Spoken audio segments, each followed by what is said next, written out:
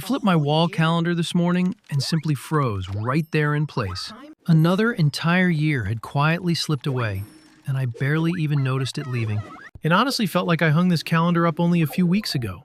Right then, the little robot from next door came bouncing down the hallway.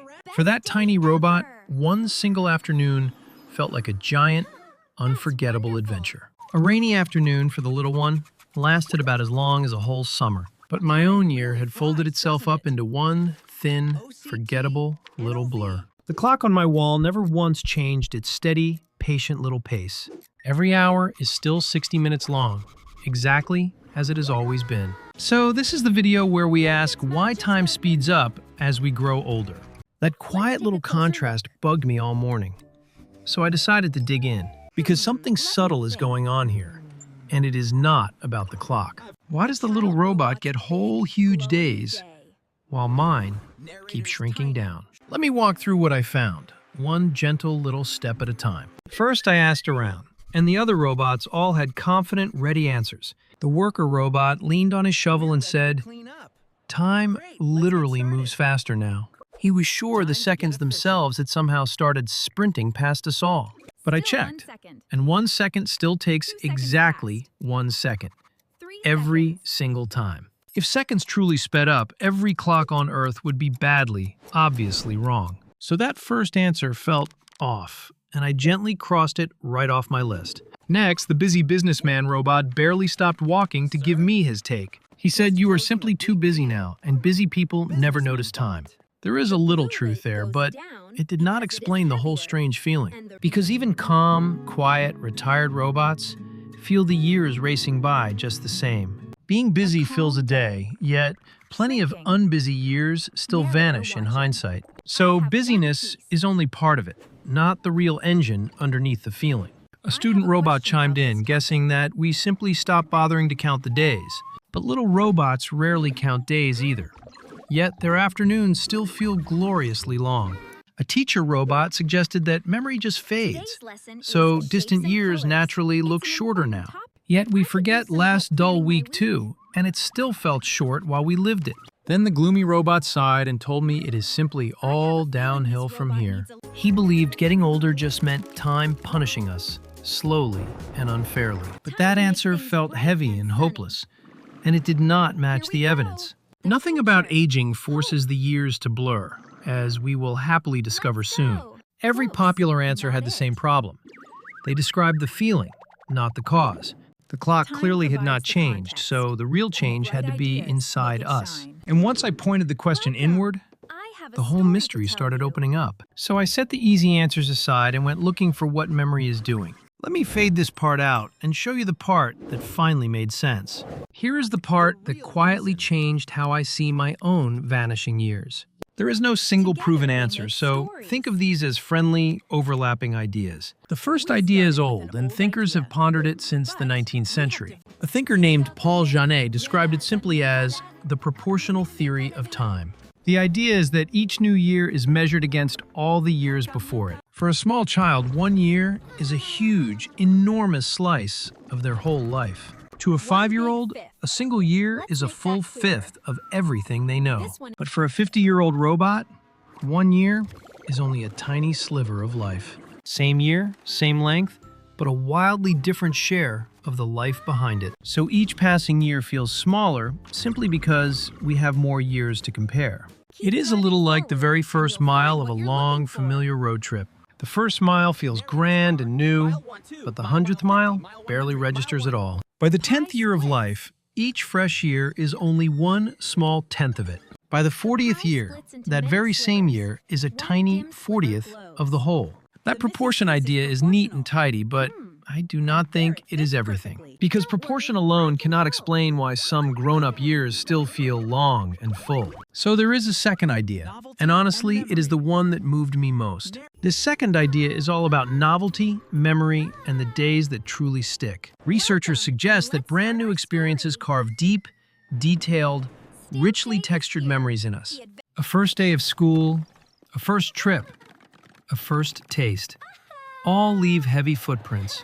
Childhood is absolutely crammed with firsts, so those early years feel packed and vivid. Now picture memory as a photo album we quietly fill in as we go. The album does not care about hours. It only counts the pictures tucked inside it. A child's album pages are stuffed edge to edge with bright, crowded little pictures. Every page bursting with pictures makes that whole stretch of time feel wonderfully long. But adult routine is different because so many of our days look nearly identical. We wake, we work, we commute, we sleep, and the days blur softly together. When days repeat, our memory saves storage by keeping just one blurry copy. So a whole routine month can leave behind almost no separate memories at all. Two identical work weeks end up sharing one faded snapshot inside our tired memory. The second week is not truly lost. It simply never earned its own separate page. Those empty album pages are why a full grown-up year can feel paper thin. Here is the key point, and it is the heart of this whole gentle mystery. Clock time never changes, but remembered time is the thing that quietly shifts around. When we look back, we do not measure years by hours we actually lived. We measure them by how many rich memories we can actually pull back up. More vivid memories make a stretch feel long, while few memories make it feel short. That is why childhood summers feel endless, and grown-up years feel almost weightless. A single childhood summer could hold 100 small, sharp, unrepeatable little firsts. A grown-up summer of meetings can fold into one dim, comfortable, repeating little shape. I want to be careful here, because this is about remembered time, not clock time. Our brains are not actually running slower, and the seconds are not truly stretching. The change lives in how densely we record life, not in the passing of time. And this is a completely normal part of being alive, not a problem or a disorder. Every healthy robot and every healthy human feels the same soft shift over time. When something is familiar, our attention politely steps back and quietly stops taking notes. But something new pulls our attention forward, pen in hand, noting every little detail. So the two ideas actually hold hands, proportion and memory working quietly together. Proportion shrinks each year on paper, and thin memories make that shrinking easy to feel. Researchers also study attention and how noticing less leaves fewer markers behind. Time markers are the little mental signposts that let us find our place later. With few fresh signposts, long stretches collapse together into one smooth, forgettable slide. A stretch without new markers is like a long hallway with no doors to count. When I finally understood this, my vanished year suddenly made a lot more sense. My year had not been stolen. It had simply been filed under one thin folder. It felt like opening a drawer and finding one folder standing in for many months. So many good days had quietly merged into a single, tidy, unremarkable little label. The days were real and full, but almost none of them left a separate mark. So the real reason is not the clock, and it is not really aging either. It is memory quietly shaped by how new, how rich, and how noticed our days feel. And that single realization carries a surprisingly hopeful twist, which comes up next. Let me fade this out because the next part is where things get genuinely encouraging. Here is why this idea matters and why I walked away feeling quietly hopeful. Because it is about memory, we actually have a little say in how it feels. If thin memories make years feel short, then fuller pages can make them feel long. And the simplest way to fill those pages back up is with honest, fresh novelty. Novelty just means doing something new enough that our attention actually wakes back up. It does not need to be huge. And small, fresh things count more than we think. Travel is the classic one because a new place floods us with countless fresh details. A single week somewhere new can leave more memories than a routine month at home. That was not because the trip held more hours, it held more things worth noticing. Learning a new skill works the same way, planting fresh markers all through our weeks. Every awkward new attempt is memorable precisely because it is not yet smooth and automatic. Music, cooking, a new language. Each one plants little markers we can revisit later. Even small new routines help, like a different route or a rearranged little morning. Even rearranging a familiar room gently nudges our attention to look at it fresh again. Changing the scenery gently forces our sleepy attention to actually wake up and look. I tried this myself and swapped my same old walk for a brand new one. And that single ordinary week suddenly felt fuller and longer than the three before it. Now here is a delightful little twist about vacations that surprised me quite a bit. While a vacation is happening, the new days can actually feel wonderfully slow and long. Everything is unfamiliar, so our attention stays busy and the hours stretch out nicely. But once we get home, that same packed trip can feel like it flew right by. Researchers sometimes call this puzzle the holiday paradox, and it fits our idea perfectly. Living through novelty feels slow, yet the dense memories make it look long, not short. The reverse happens too, and a dull rush day can feel long, yet vanish in memory. A numb scroll through a glowing screen can eat an evening, yet leave nothing behind. So the feeling in the moment, the feeling in memory, can point opposite directions. Understanding that split honestly took a lot of the quiet dread out of aging for me. Because the goal is not to stay busy, it is to stay genuinely awake and curious. Busyness fills the clock, but curiosity is what actually fills the memory album. So I stopped chasing a fuller schedule and started chasing fuller, more genuinely noticed moments. Here is one warm little thing I noticed about being a curious, feeling creature. We are practically built to notice the new and gently tune out the familiar. That habit kept our ancestors safe, but it also quietly speeds up our calm years. The lovely part is that we can gently point that same attention wherever we want.